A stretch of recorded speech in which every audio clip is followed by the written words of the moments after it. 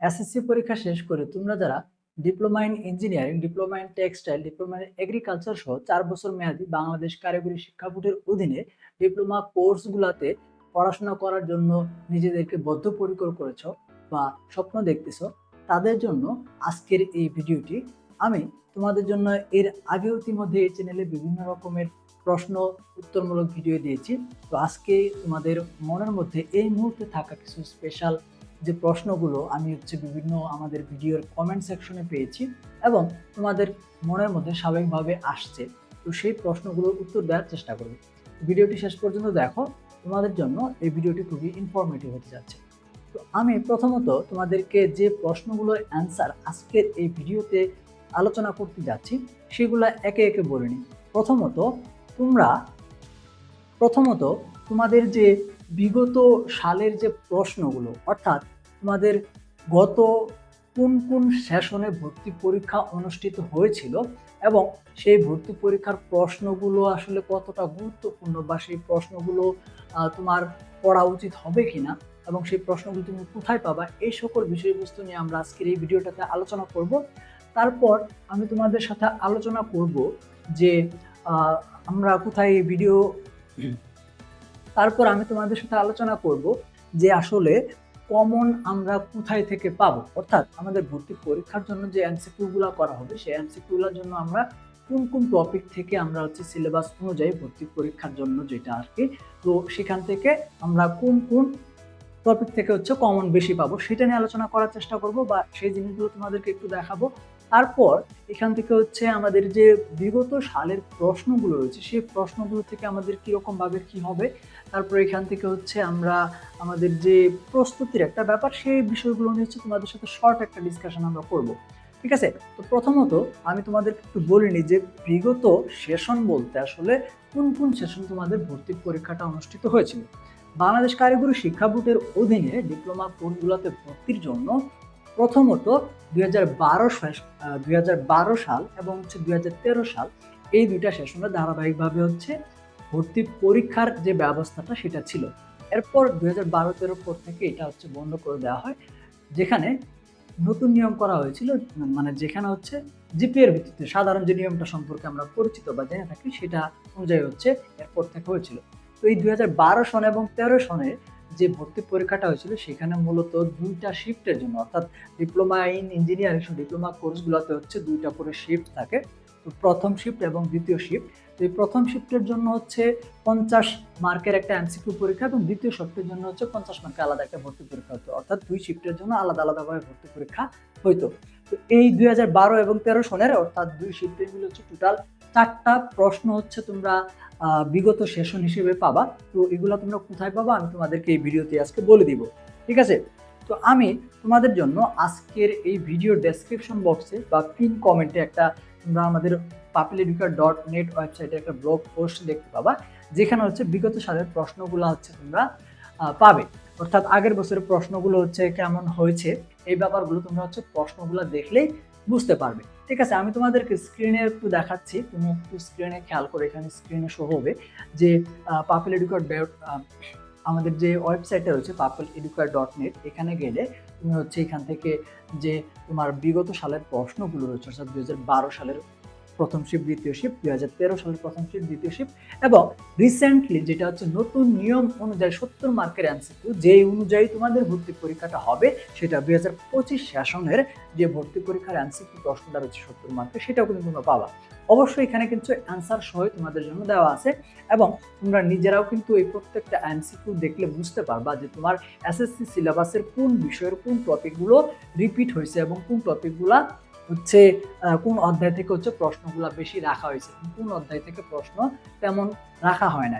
তো এরকম ভাবে অ্যানালাইজ করে তোমাদের জন্য একটা ভিডিও আমি অলরেডি তৈরি করছি, তুমি আই বাটনে ক্লিক করে অথবা আমাদের এই ভিডিও অথবা পিন কমেন্টে একটি ভিডিও পেয়ে যাবে, যে ভিডিওটাতে আমাদের বিগত সালের যে প্রশ্নগুলো রয়েছে সেই প্রশ্নের এমসিকিউ, প্রত্যেকটা এমসিকিউ অনুযায়ী কোন এমসিকিউটা কোন সাবজেক্টের কোন অধ্যায় বা কোন টপিক থেকে এসেছে এগুলো অ্যানালাইজ করে একটা সম্পূর্ণ ভিডিও দেওয়া আছে, তুমি সেই ভিডিওটা ফলো করতে পারো।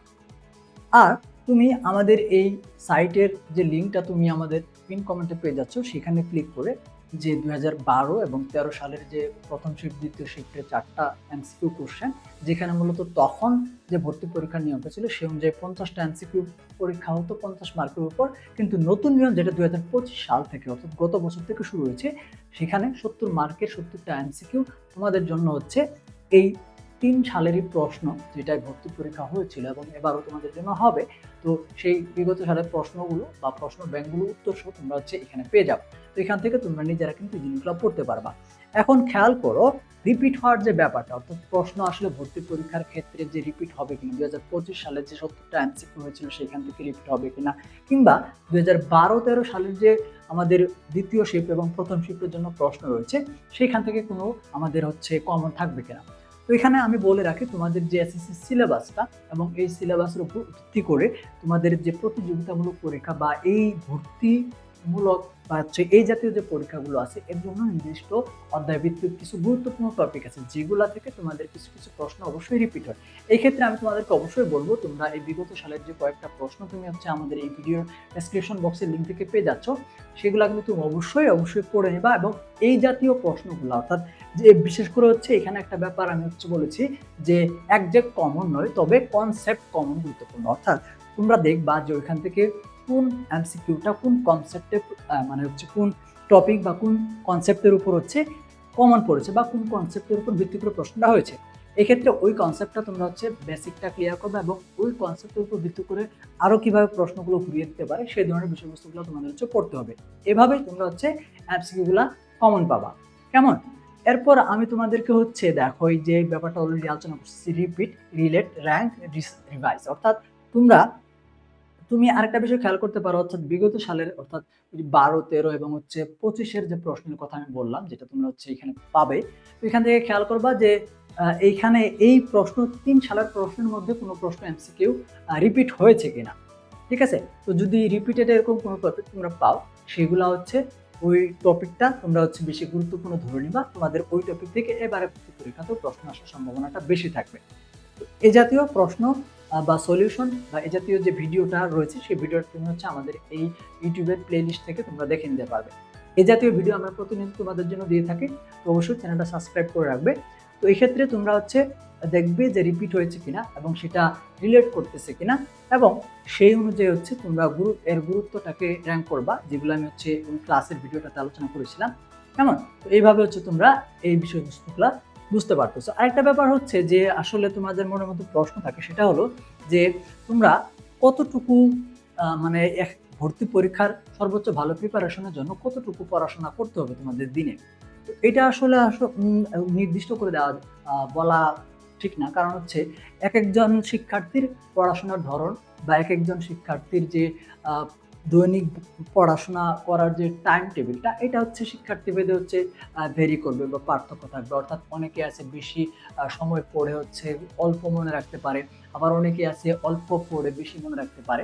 তো এই ধরনের শিক্ষার্থীদের ক্ষেত্রে তোমাদের নিজেদেরকে আইডিয়া করতে হবে যে আসলে তুমি কিভাবে পড়াশোনা করলে তোমার হচ্ছে প্রস্তুতিটা এই সামনে 1 মাসের মধ্যে বা 1.5 মাসের মধ্যে কমপ্লিট করতে পারবা। কারণ তোমাদের ভর্তি পরীক্ষার যে ডেটটা সেটা কিন্তু এসএসসি রেজাল্টের পর থেকে শুরু করে তোমরা সর্বোচ্চ যে সময়টা পাবা সেই সময়টার মধ্যে কিন্তু তোমাদের প্রিপারেশনটা নিতে গেলে সেটা কিন্তু আসলে হিমশিম একটা অবস্থা হয়ে যাবে। তো এই কারণে তোমরা এখন থেকে তোমাদের ভর্তি পরীক্ষার প্রিপারেশনটা কিন্তু শুরু করতে হবে, যারা এখন শুরু করে নাই।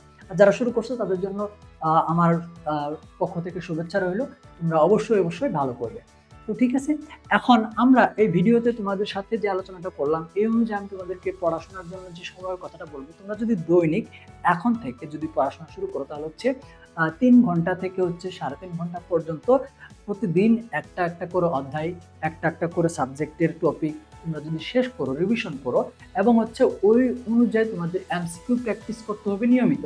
তোমরা যদি অনলাইনে কোথাও এমসিকিউ প্র্যাকটিস করতে পারতা, কুইজ টেস্ট দিতে পারতা, এই বিষয়বস্তুগুলো তোমাদের জন্য কিন্তু সবচেয়ে ভালো এবং হচ্ছে সুইটেবল হতো। কারণ তোমাদের এমসিকিউগুলো প্রতিনিয়ত প্র্যাকটিস করতে হবে। তো এত নতুন এমসিকিউগুলো আসলে তোমাদের নিজেদের খুঁজে বের করা কিংবা কোন ধরনের এমসিকিউগুলো তোমাদের ভর্তি পরীক্ষার জন্য কমন উপযোগী হবে এইগুলো কিন্তু তোমাদের বুঝতে অসুবিধা হতে পারে। তো এই ধরনের তোমরা এমসিকিউ অনলাইন কুইজ বা এই জাতীয় সাপোর্ট পেতে আমাদের যে ডেসক্রিপশন বক্সে হোয়াটসঅ্যাপ নম্বরটা দেওয়া থাকবে, সেই নাম্বারে অথবা আমাদের স্ক্রিনে দেখানো হোয়াটসঅ্যাপ নম্বরতে যোগাযোগ করে সাপোর্ট নিতে পারো। কেমন? তো তোমাদের সাথে আজকের এই ভিডিওতে এই পর্যন্ত আলোচনা করব। নিশ্চয়ই তোমাদের সাথে খুব শীঘ্রই অন্য কোনো ভিডিওতে আরো গুরুত্বপূর্ণ তথ্যমূলক কথাবার্তা নিয়ে, আলোচনা নিয়ে দেখা হবে। ততক্ষণ পর্যন্ত সবাই ভালো থাকো, সুস্থ থাকো।